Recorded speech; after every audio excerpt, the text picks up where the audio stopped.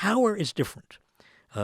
Power in the hands of a few people means that other people don't have it.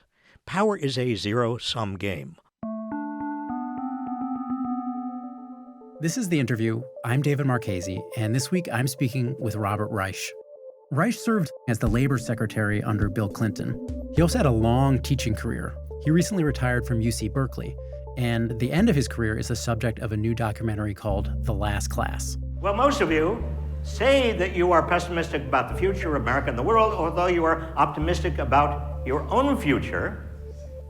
Pessimism is fine. Cynicism is not. Reich's work focuses on the problem of economic inequality. And beyond the classroom, that's a subject that he's taken on in a bunch of books, films, and now on social media, where he's become sort of a star among online progressives. The world's 5 richest men have doubled their fortunes since 2020. He has a new memoir, Coming Up Short, in which he argues that his generation failed to strengthen democracy and help those who need it most. So I wanted to speak with Reich to see how he understands this moment, and also to learn what he thinks he could have done differently. Here's my conversation with Robert Reich. Thank you for taking the time to speak with me. I appreciate it. Well, I appreciate your time as well. So, to start, the title of your memoir, Coming Up Short, is, a pun. It's a pun on the fact that you're short, but then, of course, it also refers to your argument that your generation, the baby boomers, failed to strengthen democracy, failed to reduce economic inequality, and generally, as you put it, failed to contain the bullies. So without giving away the whole book, what went wrong? I think we took for granted, David, a great deal of what our parents and their parents bequeathed to us. I was born in 1946, as was George W. Bush and Bill Clinton and Donald Trump. But in 1946, that so-called greatest generation gave us not only peace and prosperity, but the largest middle class the world had ever seen. And what I try to understand is how we ended up with Donald Trump. Donald Trump, I think, is the consequence, not the cause, of what we are now experiencing. He is the culmination of at least 50 years of a certain kind of neglect, a certain kind of failure. Despite what our parents gave us, bequeathed to our generation, we did not appreciate it. We did not build on it adequately. And I say this very personally because this is a story of my life as well. I was part of this failure. It is a reckoning that I feel is deeply personal. How useful or explanatory is the generational frame? Because alongside the shortcomings, baby boomers helped reduce racial discrimination, grew the environmental movement, bolstered feminism and gay rights, helped to shepherd along giant technological advance. So is it really accurate to sort of describe the problem as a generational failure, or is the issue more that, conservative politics, which plenty of baby boomers themselves have always held, has won some pretty significant victories over the last 50 years? Well, it's not fair to blame a generation, certainly, and I try not to in the book, but I think it is fair to say that over the last 50, 60, well, I'm now 70, going on 79 years old, there has been in America a failure to appreciate the importance of democracy, the importance of holding back big money, the moneyed interests. Because as inequality has got worse and worse, and the richer Americans have become far richer, the poorer Americans have become poorer, the middle class has, by many measures, shrunk. That is an open invitation for corruption. We see more and more big money undermining our democratic institutions. We could not have stayed on the path we were on, even if Trump hadn't come along. We were opening ourselves to, if not a demagogue, then something like a demagogue, because so many people became so angry and frustrated, and so many were convinced, even before Trump, that the system was rigged against them, that America was ripe for what happened. I don't want to minimize the good things that have happened over the past 70 years, obviously. But the fact of the matter is that we ended up with a very large number of Americans who are deeply distraught, who feel that the American system and the promise of America was a sham. I think sort of undergirding a lot of the problems that you've pointed to is this issue of economic inequality, which has really been a recurring issue for you for decades now, it's fair to say. I think people in the abstract have some sense of what economic inequality means, but can you make it a little bit more concrete for me? What are you referring to? I'm talking about the extraordinary inequalities of not just income and wealth. That's the surface. But the inequalities that stem from inequalities of income and wealth, inequalities of access to a good education, racial inequalities, class inequalities. We are now seeing inequalities having to do with who is here on the basis of their citizenship. But basically, I see bullying as central to inequality getting out of control. That is, certain people have control over other people in ways that enable them to brutalize those people. And here I would include a lot of the employers that I began to see as I was Labor Secretary. I'd include men who have brutalized and exploited women.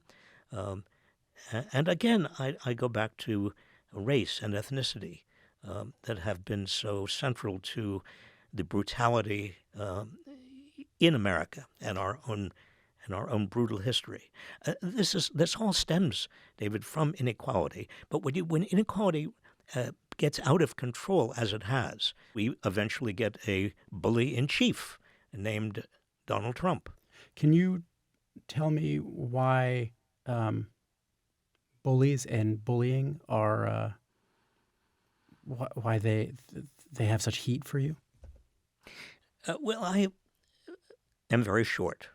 I've never reached quite over 4'11", and I've always been short. When I was a kid in school, in kindergarten, first grade, I was bullied, made fun of, humiliated, to the point where I really feared going to school. Now, I'm not alone in that. Bullying happens in every elementary school, I'm sure, in America, and many kids are bullied. I felt, though, that my bullying and the bullying the bullying of me made me so deeply afraid in so many aspects of my early life. It undermined my sense of personal security and self-worth. It wasn't until I had a wonderful teacher in third grade that I learned that I actually might have something to contribute. I might be worth something, not in a grandiose societal way. I just mean in terms of a very tiny little 8-year-old way. And then I found that if I had a couple of older boys to protect me from the bullies, that would help. People I just sort of latched onto because I knew that they were kind For somebody like me at the age of 5 or 6 or 7 or 8, kindness in an older boy was really something that I recognized very quickly.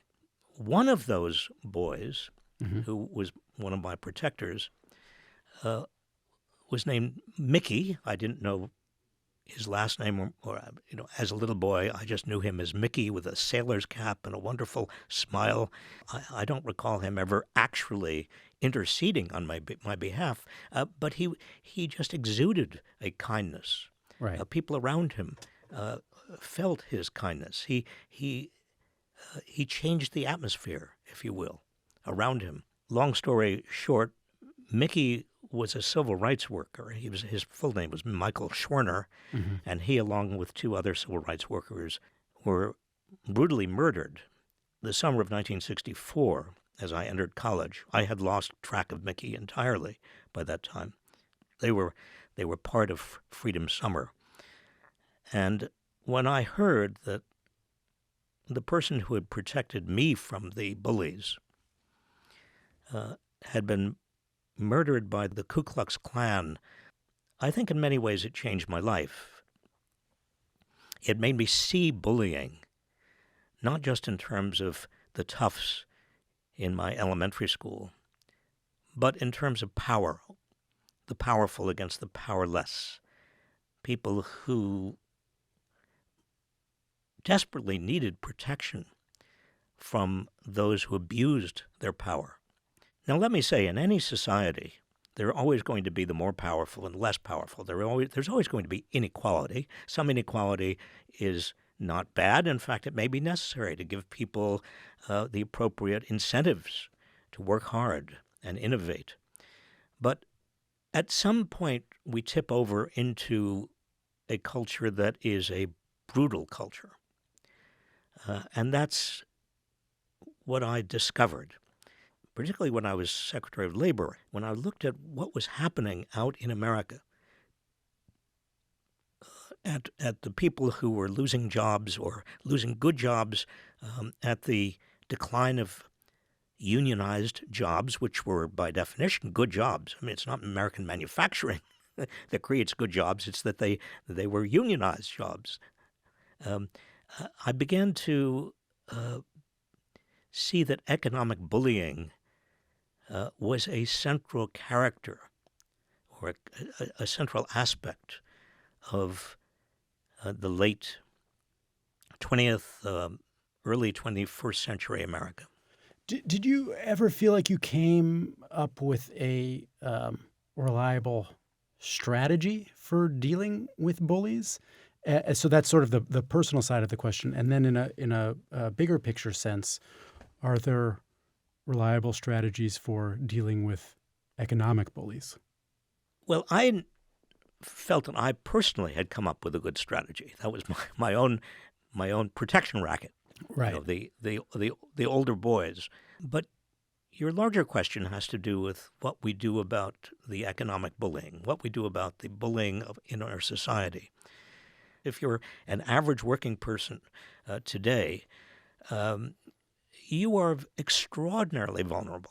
I mean, nobody is protecting you. I think this is one of the attractions that Donald Trump, wittingly or unwittingly, presented in 2016 and continues to present. He has, in effect, provided an explanation for people who have been economically and socially brutalized and bullied, an explanation for what has happened to them, an explanation that is, by the way, completely wrong, has to do with immigrants and the deep state and transgender people and the rest of the boogeymen that he has created.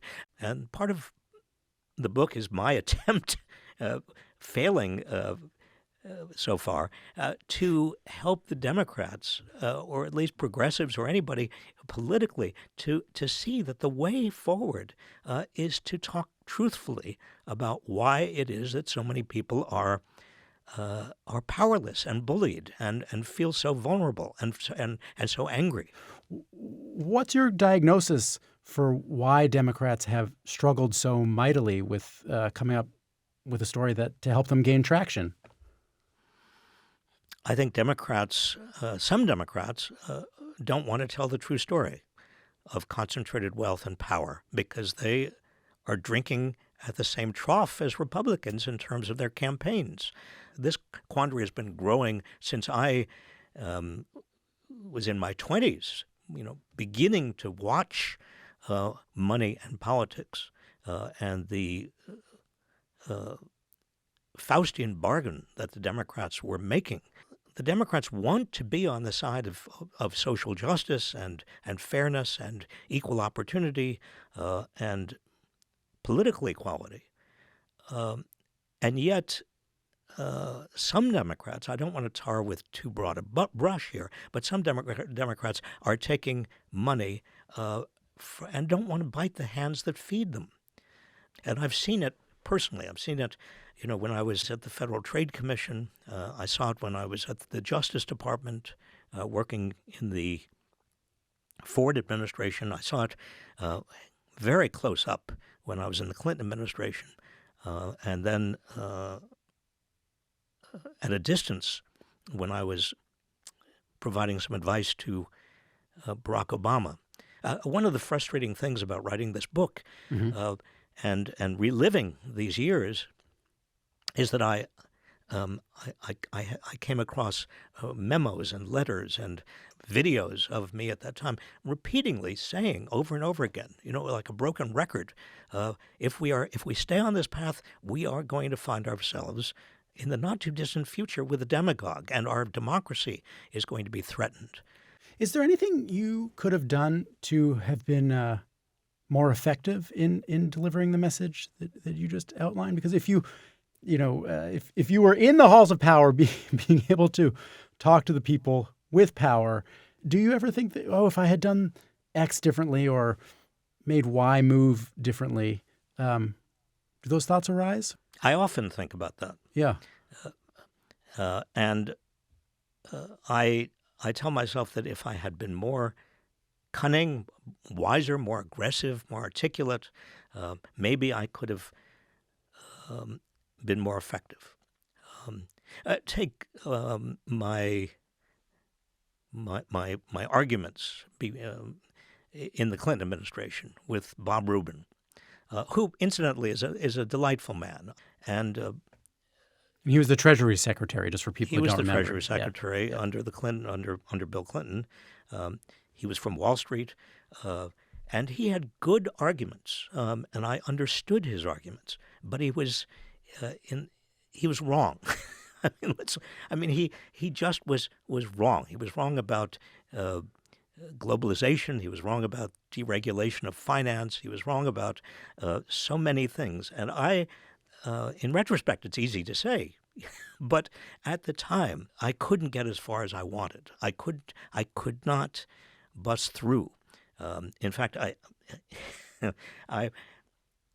I'm so short that I would try to find out when Bill Clinton's limo was heading out of the White House because I was the only one who could fit in the jump seat right across from where Bill Clinton was sitting, and I'd run and get into his limo and have maybe 5 minutes with him just alone to try to make my case. And I think back on those instances and worry that I didn't make it as effectively as I could have.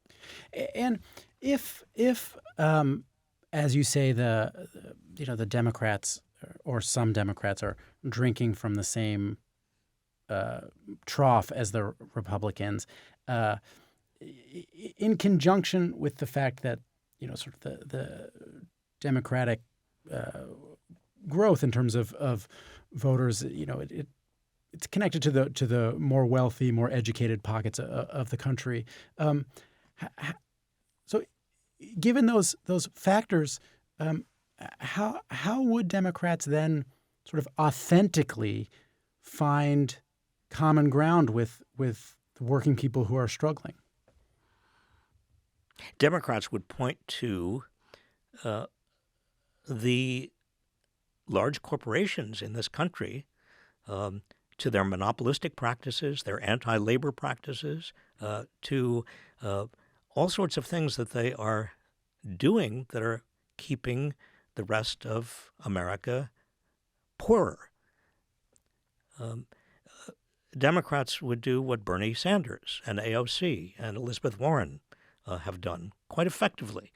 It strikes me as a little bit crazy that the Democrats are divided between the establishment Democrats, or the Democrats who I call corporate Democrats, and the progressive Democrats. Why aren't all Democrats progressive Democrats? I mean, who in the world needs corporate Democrats when you have a Republican Party that is pretty good at representing big corporations, even though it now has a facade of populism? Surely there are those on the left who could be, friendly or friendlier to big business, and at the same time hold sort of left-leaning social values. Yeah. David, you talk about, and you're not alone, left and right. Yeah. Yeah. I don't any longer know exactly what those terms mean. I mean, I'm asked very often, should the Democrats move to the center? I don't even know what the center is. Where is this? Where is the center between democracy and dictatorship, which is what we're really now facing? There is no center. Maybe a working definition of the center could be connected to a term that you have used a lot, which is sort of that which best serves the common good. Yes, we don't talk about the common good nearly enough. Ayn Rand and others thought it was a recipe for fascism or socialism or some other ism. But the fact of the matter is that there certainly is a common good.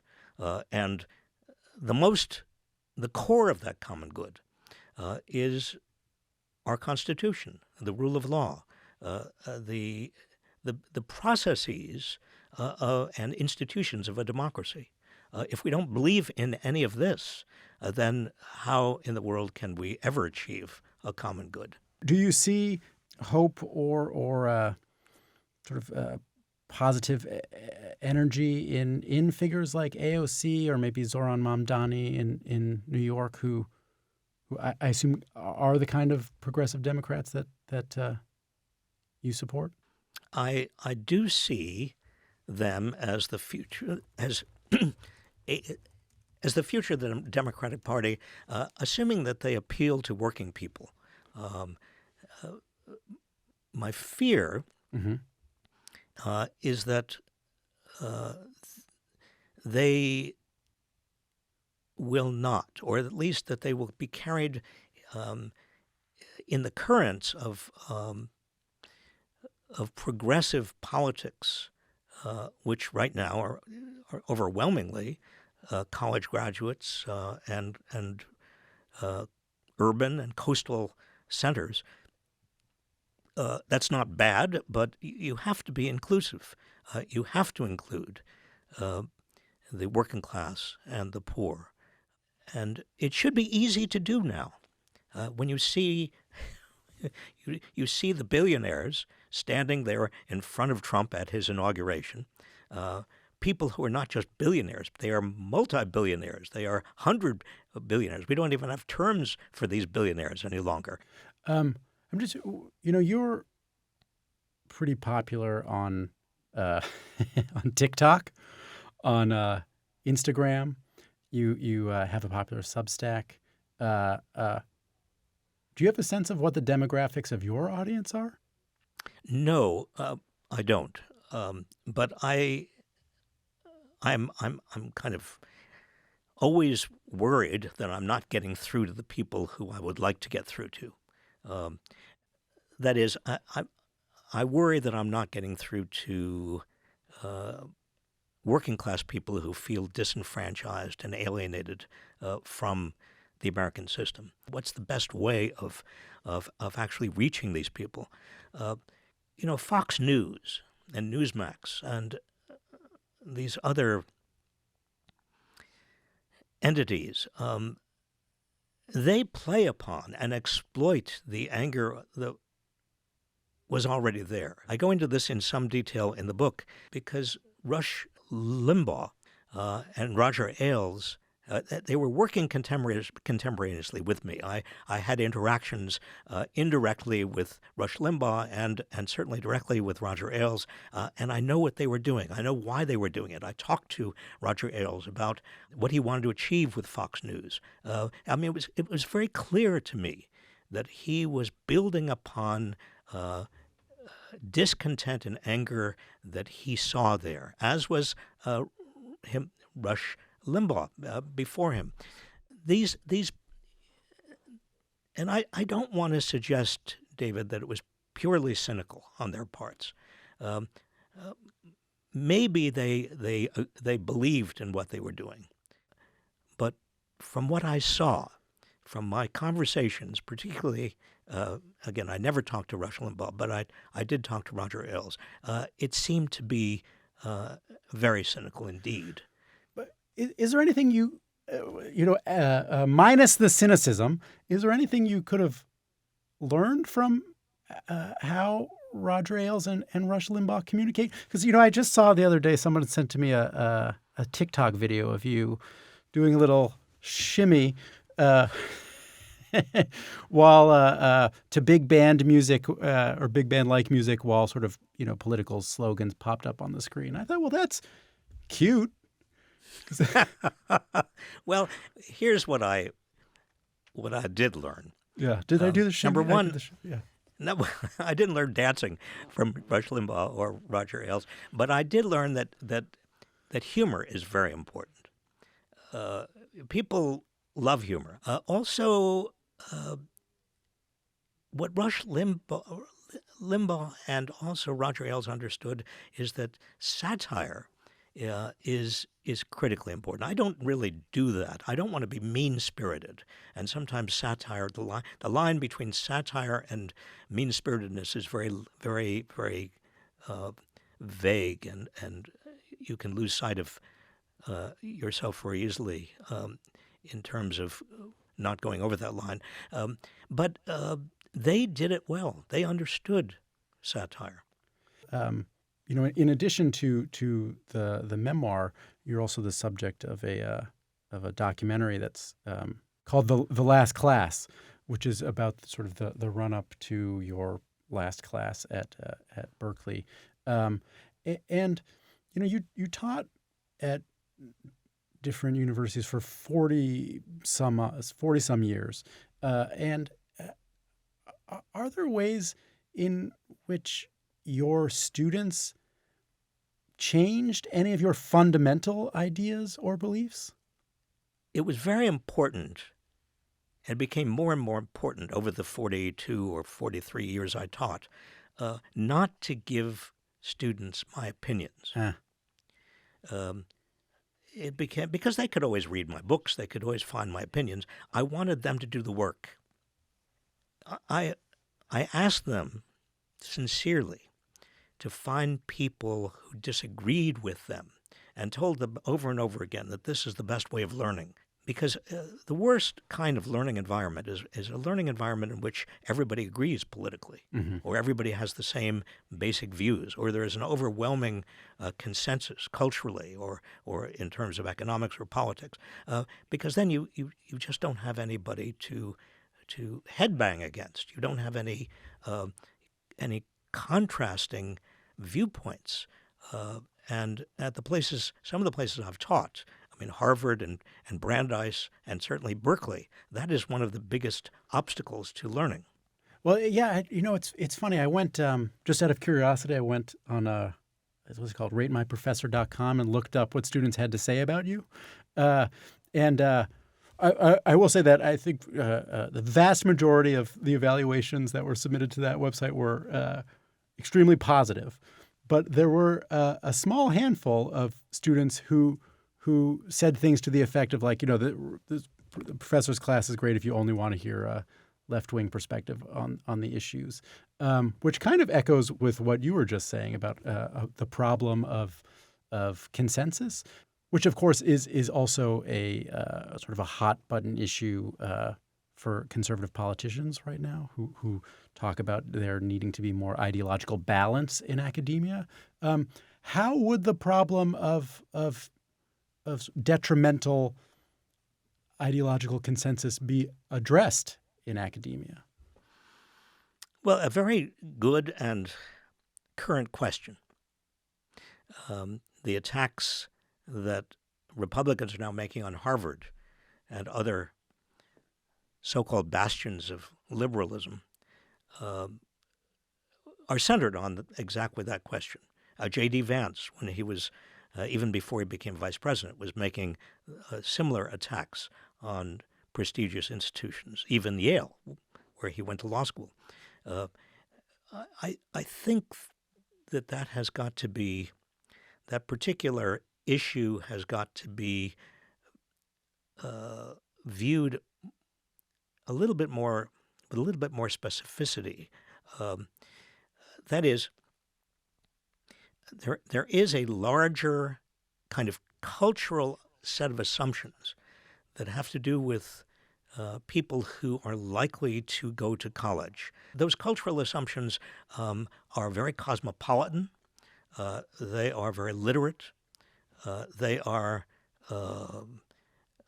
very, very inclusive, at least on the surface. But they tend also to be prejudicial against people who do not have, or from families that are not college educated. I certainly found this at Harvard, to a lesser extent at Brandeis. I don't really find it at Berkeley very much, but there is a kind of cultural snobbery. It's wrong to call it progressivism or liberalism. That's not where the problem, to the extent that there's a problem, that's not where it lies. It really lies in a kind of in the culture of inequality in which we now find ourselves as a country. I think the best way of overcoming that is to make it possible for either everybody to go to college or to reduce the demands that people go to college. I've said this over and over again. I think it's a terrible conceit that the only avenue to get into the middle class today is through a 4-year college degree. My son Sam, for example, dropped out of high school.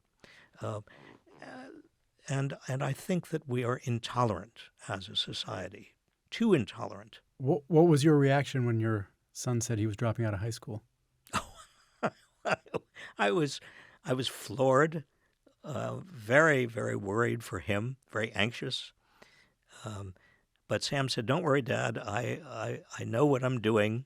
I'm going to make videos for the internet." And that was a time in the right. And you said, "Great." in the yes. 90s. When I said, no. I said, first of all, the internet and videos are two separate industries. They'll never come together. You don't know what you're doing. And if you don't have a college degree, you're going to be in deep trouble. How long did it take for you to feel secure in the decision that he'd made? A few weeks. Oh. Because Sam has enormous presence of mind and wisdom, and responded to every one of our concerns in a very sophisticated way. Who do you talk to when you're looking for people to present opposing opinions from your own? Well, I have some and have had some wonderful friends. Alan Simpson was one of my dearest friends. The former senator from Wyoming. The former senator from Wyoming. Who died not that long ago. Yes. When we were together, we mixed humor and serious discussions. And he viewed public policy in very different ways than I did. I mean, for example, he was a deficit hawk. I was never a deficit hawk.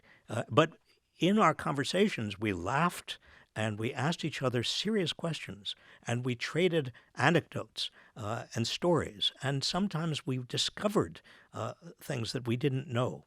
And I wish there were more people like Alan Simpson. Yeah. Did he change your mind about anything? He did. Um, I was out in Wyoming visiting him in Cody a few years ago. After the Trump administration had begun and after Trump had done his Trumpian things, started to do them, and he invited many of his friends and family to a dinner. And I was surrounded by Republicans. I mean, I don't think I'd ever been to this was 12 or 15, maybe there were 20 people around a table. They were all Republicans, and some of them were Trumpers. And they were, I think it's fair to say, absolutely lovely people, generous and kind and totally enjoyable. And I think that Alan taught me that the humanity of people in Wyoming and in the center of this country and many Republicans is so much more important than whether they believe in Social Security. After the break, Robert Reich and I sit down in person in New York to talk about why Zoran Mamdani has struck such a chord.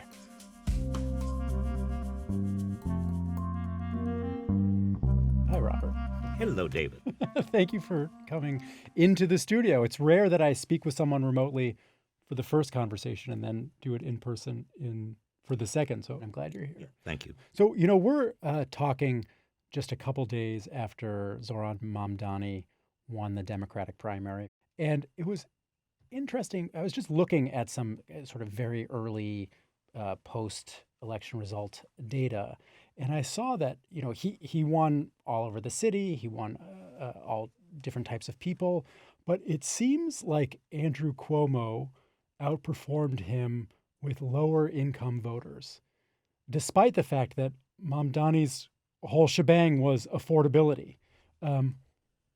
What might explain that? Well, this is the old saw. Lower income voters tend not to read everything and absorb every piece of news, and they tend to be very impressed by the major endorsers. Bill Clinton endorsed Andrew Cuomo. I endorsed, Mamdani, but nobody paid attention to that, obviously. So I think that even though he talked about affordability a lot, that did not necessarily break through with low-income voters.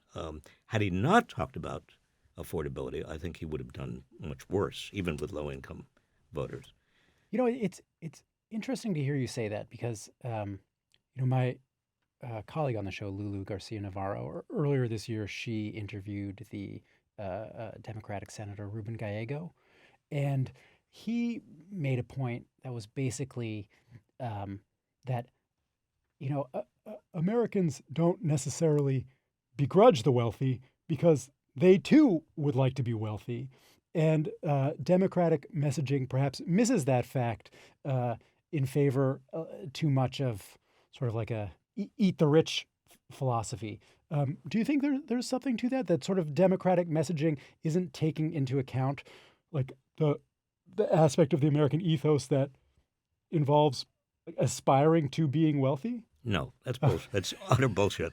It may have been the case. I think it probably was the case in the 60s, 70s, 80s, maybe even early 90s, when the gap between the wealthy and everybody else was not in, a chasm. But it's now utterly ridiculous to make that point. I mean, the idea that the American dream is still alive is for most people a sham. I mean, they understand it's a sham. They understand that hard work and obeying all of the rules is not going to get them much, particularly since the financial crisis of 2008. They saw the banks get bailed out.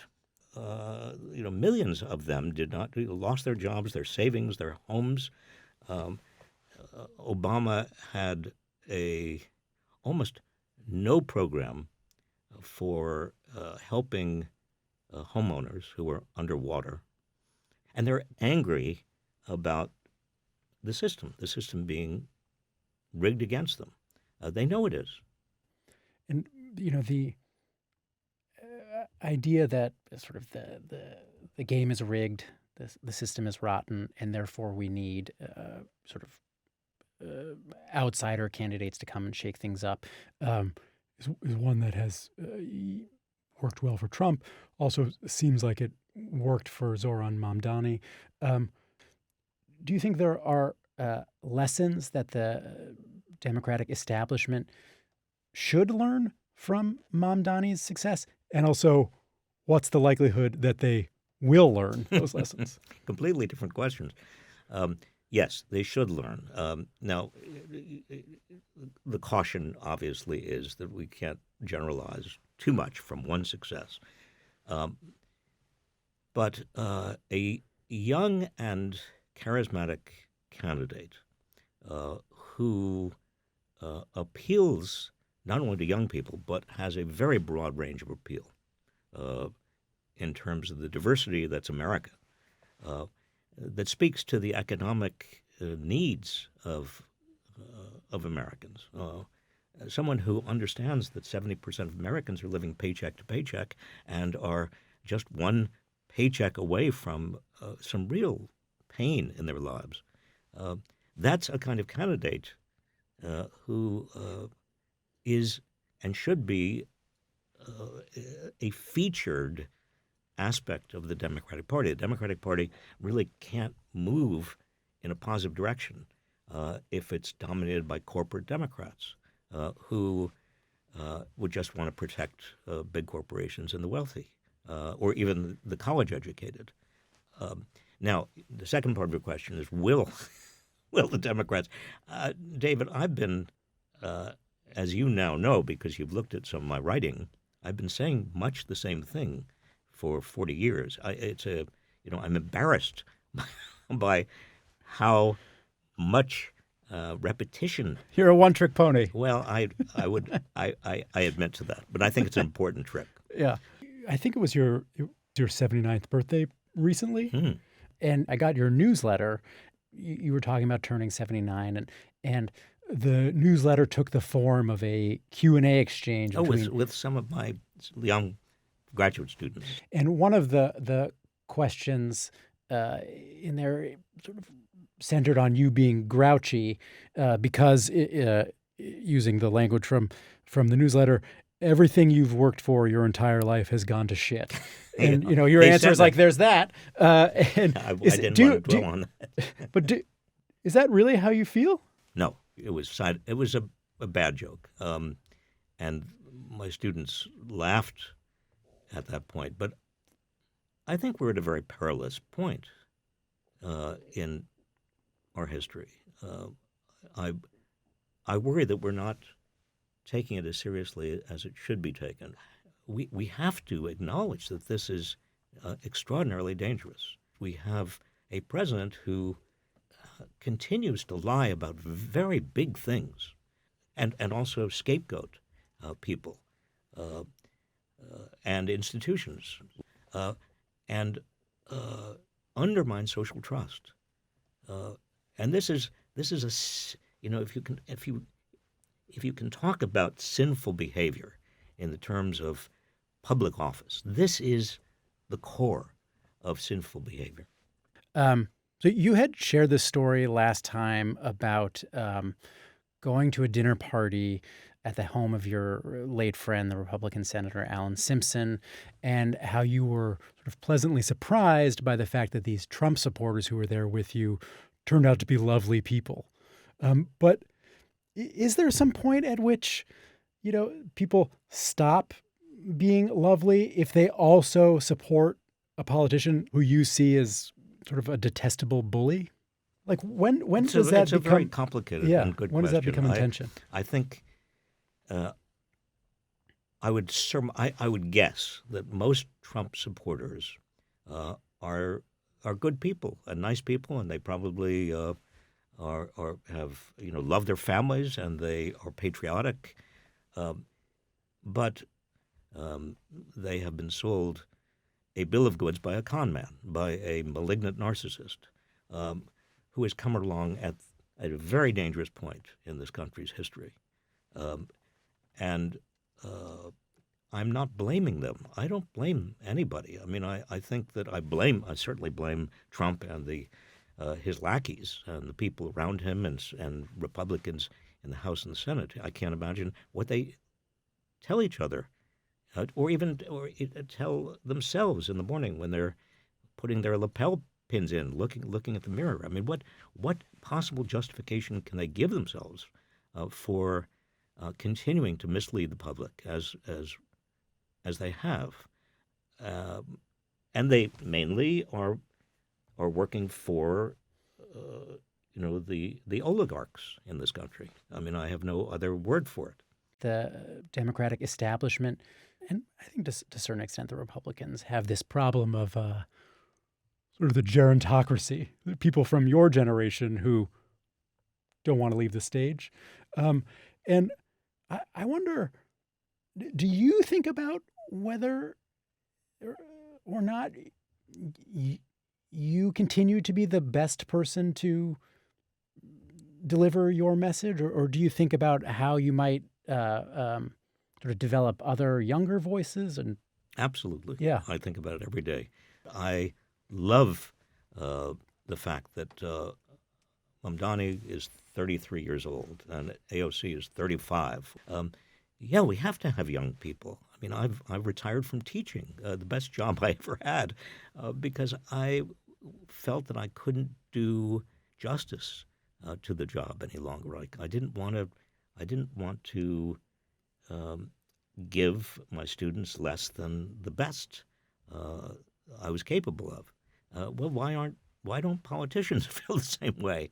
Why don't others in positions of leadership feel the same way? I mean, well, it's others in positions of power, and power is difficult. Power, exactly. Power is difficult to walk away from. Power is seductive. It's hard to walk away from it. And for the rest, for younger people, it's hard to take the keys away from the grandparents. But those grandparents cannot any longer do the job.